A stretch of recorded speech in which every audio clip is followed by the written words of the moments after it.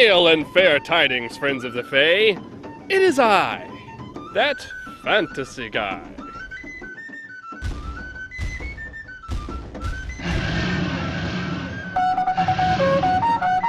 Today, we're exploring a world of witches, pirates, and ghosts. A story of love and I'm the dialect coach you ordered.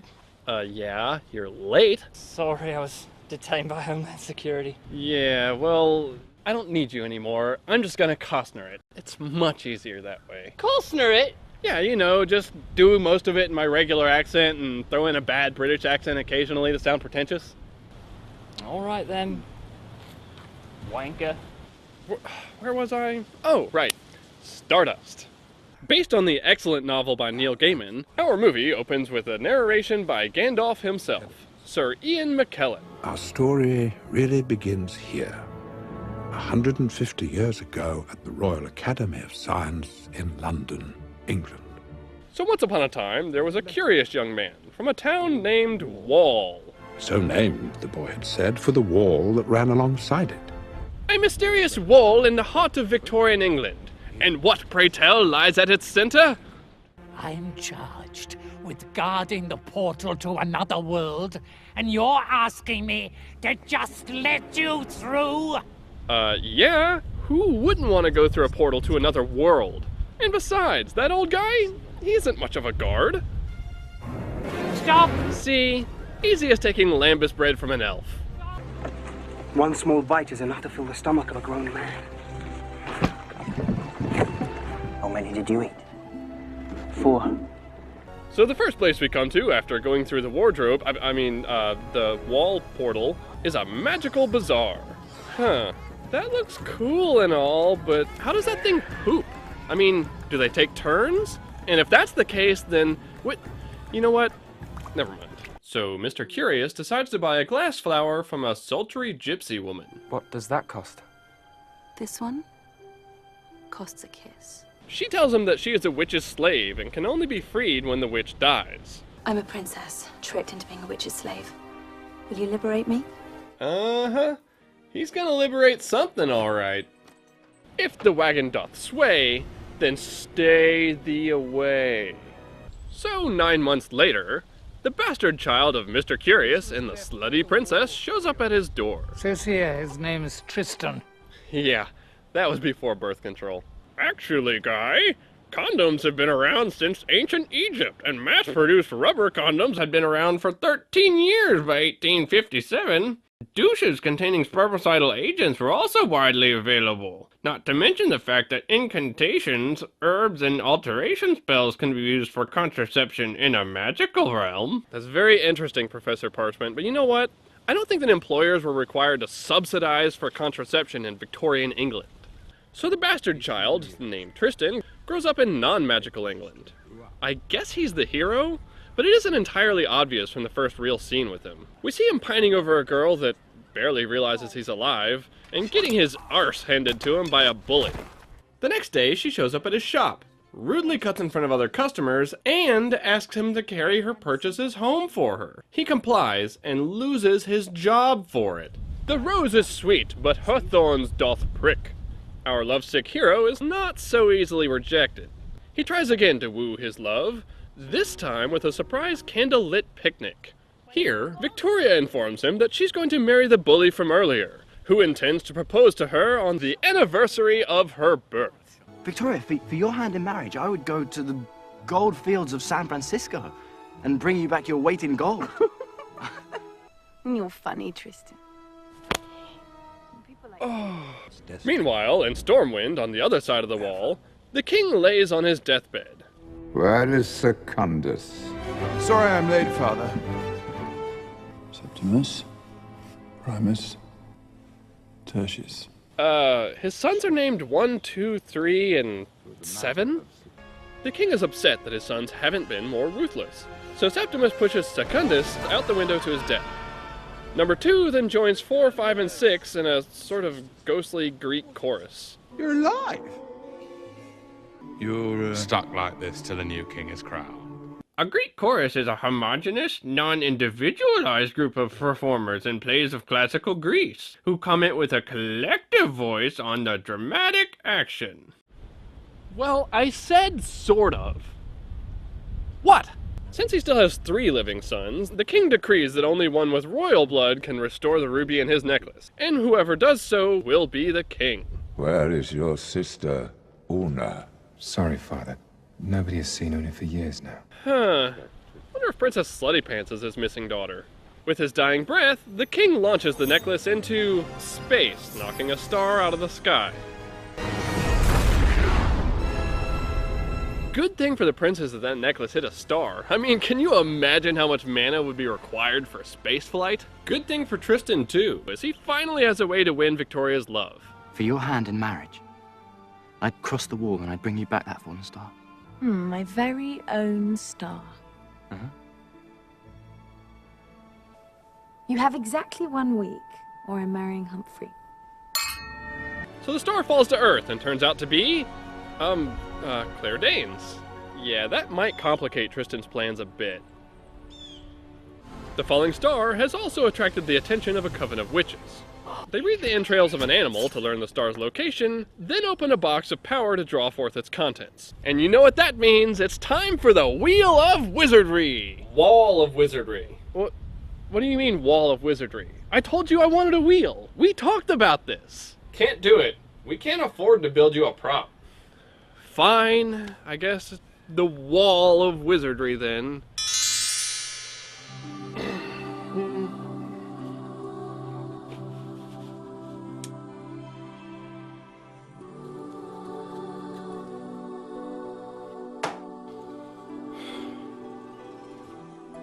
Really? God, son of a...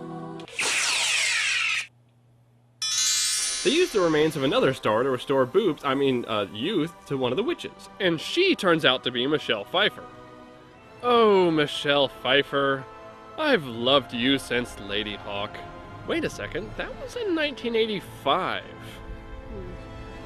Oh my god, she's like 50 here. A matron I'd like to fondle. So the wall portal is still being guarded by that old man. Only he's 18 years older now. Not like he's much of a threat. Tristan uses his daddy's move and...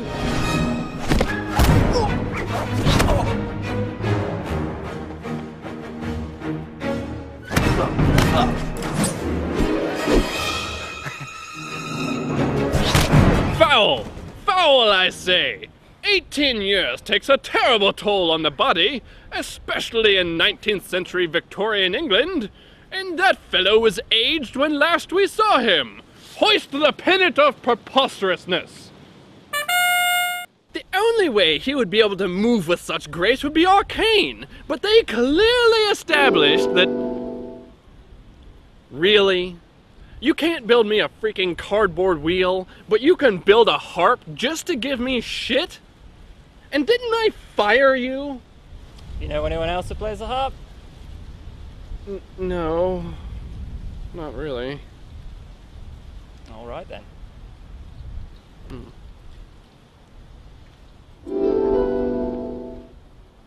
So anyway, Tristan decides to talk to his father about what lies behind the wall. Daddy Curious tells him about his trip over the wall and gives Tristan an adventurer's starter pack. He doesn't get a heron-marked sword, but he does get a magical chain, a glass flower, a Babylon candle, and a note from his slutty mom. The Babylon candle has the power to transport the holder magically, so Tristan sets off to meet his mother. Only it turns out the candle takes you where you most want to go. And in this case, that was to the falling star. This may seem strange, but have you seen a fallen star anywhere? You're funny. No, really, we're in a crater. This must be where it fell. Yeah, this is where it fell. You're the star. You're the star? So he captures the star with his magical chain and tells her she will be a gift for Victoria. But of course. Nothing says romance like the gift of a kidnapped, injured woman. Awkward. Septimus kills Tertius with poison, and now we're down to 1 in 7. They both need the amulet, so they go their separate ways and begin the search. The Wicked Witch of the Eastwick is also ready to begin her pursuit. But first, she needs goats for her chariot. He's a bit small to pull your cart. So she casts beast form on the ginger farm boy, but in the process loses some of her youth. It's okay. Gingers don't have souls. And we're off to the races! The first stop for the witch Lamia is the Slutty Princess's Wagon. Ah, the Slutty Princess's Wagon. I had a fine tankard of ale there once. Well, technically the wagon really belongs to her mistress, who uses herbs to steal Lamia's secret. I seek a fallen star. She fell not far from here. And when I find her, I shall take my great knife and cut out her heart while she still lives. And the glory of our youth shall be restored. But that was a big mistake. Who are you? Look again. I shall not seek the star, your dark majesty. I swear. Seek all you wish. You shall not see the star, touch it, smell, or hear it. Wow, she is flying through her life force. It turns out that our star is actually the North Star. Wait, that was you? And her name is Yvain. She is injured and accustomed to sleeping through the day, so Tristan fucks off and leaves her tied to a tree, while Septimus and Lamia use runes to hunt her down. And when night falls, she is still tied to the tree. How dare you, sir? Have you no honor? What do you mean, honor? He kidnapped an injured girl and wants to present her as a trophy to a girl who doesn't even love him. You told me you were gonna stay out of this. Sorry. A unicorn? Those are hard to catch. She must be a virgin. There is only one lure for such disgusting goodness. One bait that never fails. What be this bait? Innocence. The unicorn frees her and she rides off into the forest. Lamia sets up a trap by conjuring up an inn and makes some staff out of the goat and the ginger. Expellidongus! Or is that abracaboobies? I don't know, whatever. Yeah, I'd do me. I would have been a sexy chick. Feeling moist, Yvain checks into the inn, where our used-to goat hasn't quite adjusted to his new form.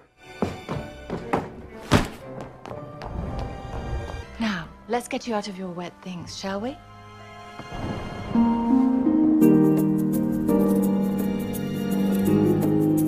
Lamia runs her a warm bath and heals her leg, because the heart of the star is more powerful when she's glowing. Tristan gets a vision from the exposition star letting him know that Yvain is in trouble, and literally runs into Primus while running off to save her. Lamia takes Yvain to the bedroom and... I'd be glad to give you a massage. So that's how you make a star glow, huh? Just when it was getting interesting, Tristan and Primus show up at the inn. Lamia then sends Primus off to join his brothers. Ha! He's a blue blood. The unicorn saves Tristan's arse. They have some time while Lamia casts her nuke, so quick, check your inventory. Oh right, the Babylon candle. Hold me tight and think of home. And they get away.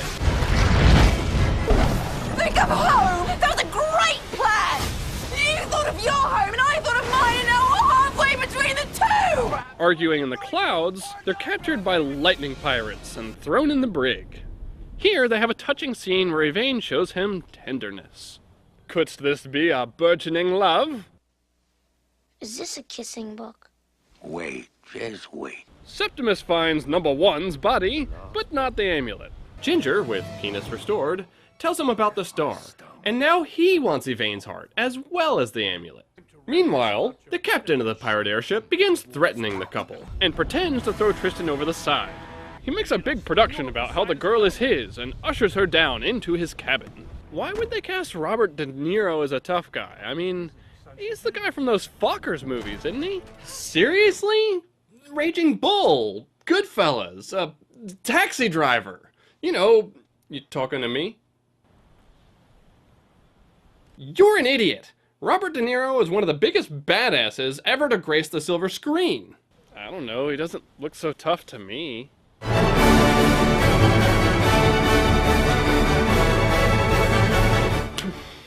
It turns out that the tough guy act is just for the crew's benefit. Captain Shakespeare is actually an effeminate, urbane gentleman with a kind heart. My father died.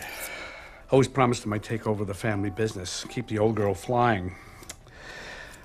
You've no idea the lightness it brings to my heart being able to confide in you charming young people. The pressure of maintaining the whole Captain Shakespeare persona for the sake of the crew. Ugh, I don't know, sometimes... The plan is to disguise Tristan and pass him off as Shakespeare's nephew. They are aided in this endeavor by magical hair extensions. And with the help of a montage, Captain Shakespeare teaches Tristan to fight and Yvain to be a lady. All the while, Yvain's love for Tristan grows, as does her glow. When Shakespeare drops them off, they set out for Wall. More tenderness passes between them, but time is running out on Victoria's deadline. Canst thou not see true love before you? Tristan and Yvain come upon baby mama's caravan, and her witch mistress tricks Tristan into giving up his glass flower. It turns out that the flower is actually a talisman of protection, and without it the witch is able to turn him into a dormouse. And Yvain is unable to do anything because of Lamia's spell. Would I be correct in thinking that you can neither see nor hear me? I'd like to tell you that you smell of pee, you look like the wrong end of a dog, and I swear if I don't get my Tristan back as he was, I'll be your personal poltergeist. Along the way, Yvain professes her true love to the shapeshifted Tristan. I think I love you. My heart, it feels like my chest can barely contain it. Like it doesn't belong to me anymore. It belongs to you. Once they're safe in the town next to the wall, Tristan reveals that he heard her words. You were a mouse, you wanted cheese. He told me that my true love was right in front of my eyes. And he was right. What? What? Now it's kissing again. You don't want to hear that. I don't mind so much. Hey, guys, come on, you gotta come up and see this. No, thank you. Pervert. Yeah, you can't see any of the good stuff through all that glowing. Early the next morning, Tristan takes a lock of Yvain's hair. Yeah, creepy. Then he leaves a message for her with a half-asleep guy smoking a hookah. Yeah, that's a good idea. He left absurdly early. He left? He told me to tell you he's gone to see Victoria because he's sorry, but he's found his true love and he wants to spend the rest of his life with her. What? Are you sure? I'm positive. Distraught, Yvain stumbles towards the wall. Tristan goes to see Victoria and... what the hell? You want to grow up? Get over yourself. Nice! You must have a death wish.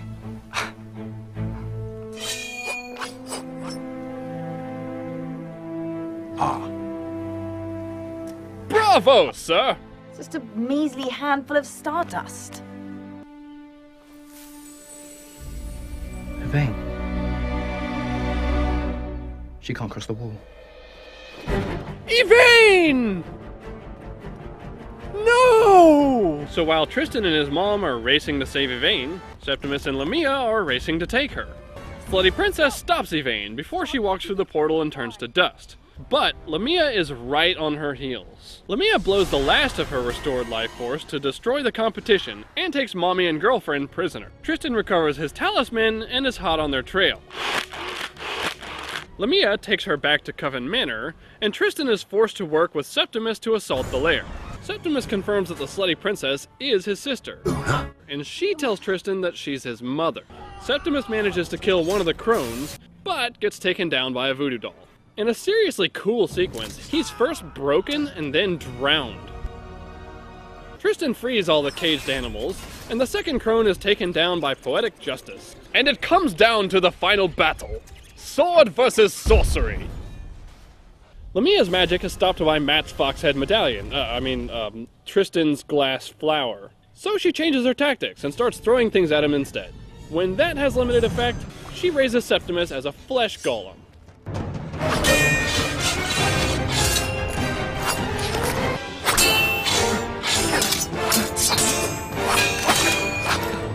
Tristan then puts down Septimus and closes on Lamia. Tristan!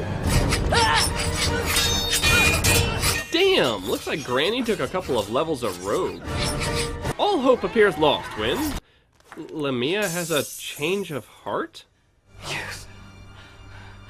Beauty. It all seems meaningless now. My sisters are dead. Go. Wow, I guess true love conquers all.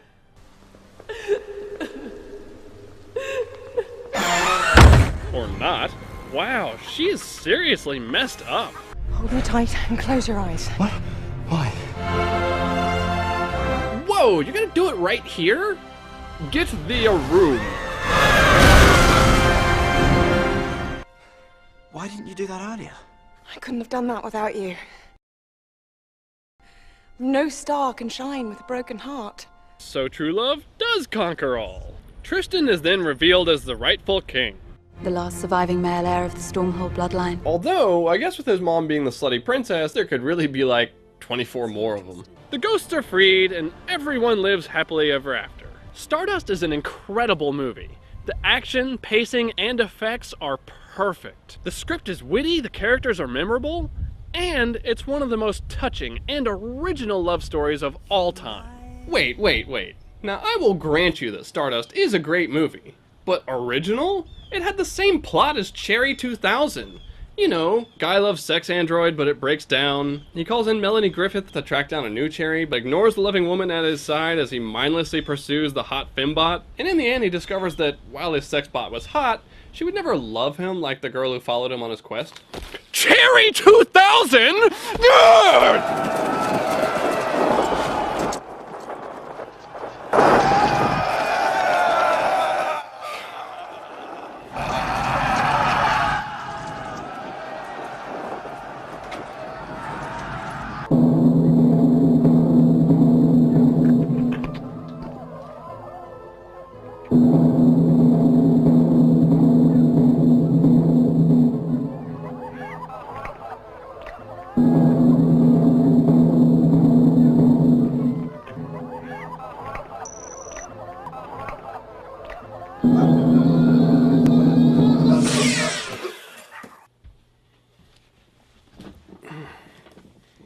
What? It was set to stun.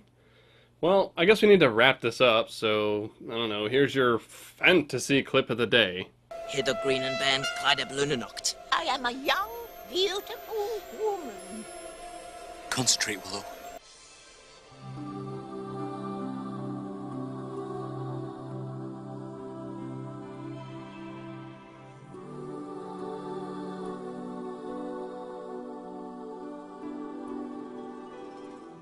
A matron I'd like to fondle.